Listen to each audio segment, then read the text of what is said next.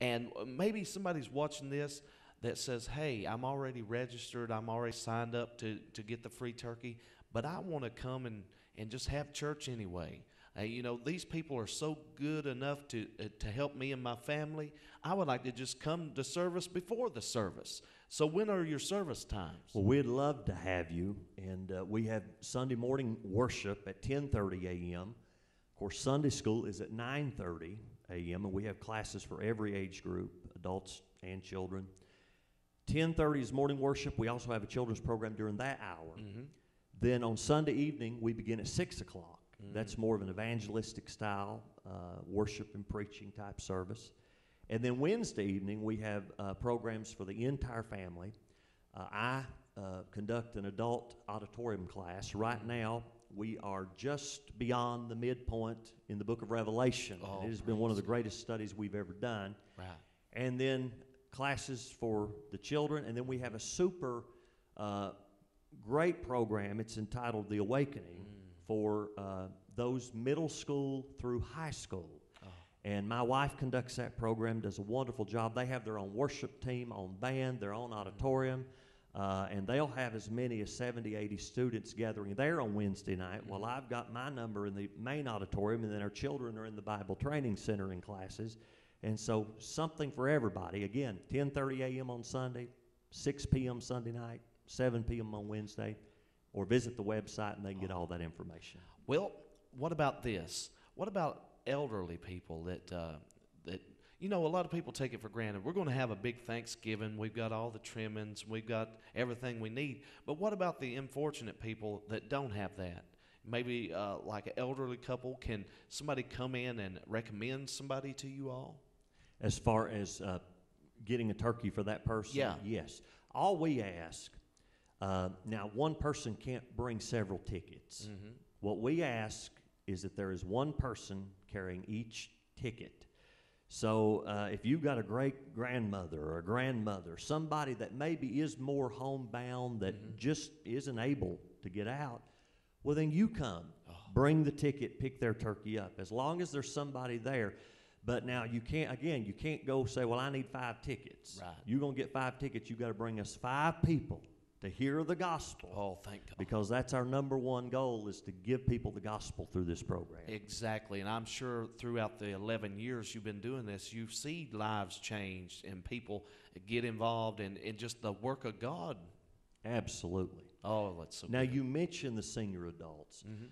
I have noticed over the years, we have several senior adults from the Laurel County area. Because they're on such fixed income. Oh, yeah. Social Security, you can't hardly live off of it. I mean, just really can't. And so many of them will come. I've got some that come every single year. They attend other churches, but they'll come to Grace Fellowship on the Sunday prior to Thanksgiving. Oh. They'll sit through that service. They'll get their turkey, and that's for their Thanksgiving meal. And we think that's wonderful. Exactly. And they'll tell me, they say, we look forward to coming for the service on this particular Sunday every year. Exactly. So we welcome that. You know, I am so thankful for the work and the ministry that you're all doing. And you as a pastor, I realize this, being a pastor is not an easy job. You got to pray, and you got to have that vision. You got to be obedient to the Spirit of the Lord when He says to do. And, you know, now that we're moving in toward the holiday seasons, you know, got Thanksgiving and Christmas coming up, there are a lot of people misfortunate, and you've got all kinds of projects coming up. We do. We're doing another project this year that we do not do every year. This will be about the 4th time since I've been pastor there in London that we have done this, and we call it the Great Bicycle Giveaway. And what we did several years ago, we decided we were going to try to give away 100 bikes to kids from families that were in need during that season. And so the way this project works, this is one we do not do the registration on it. So if you call our office, we don't register. We work through 2 of the local schools in the Laurel County School District, and then through the resource office there.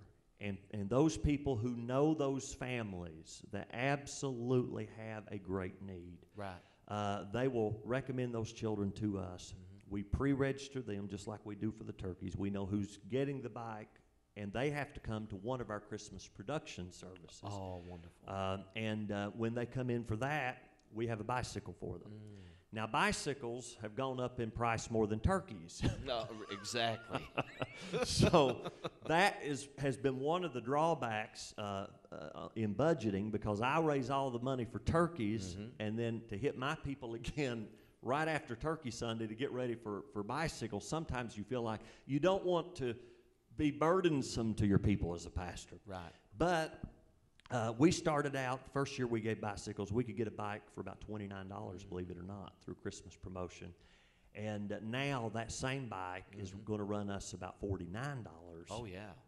And that is a 20-inch basic bike. It's a good bike for boys and for girls.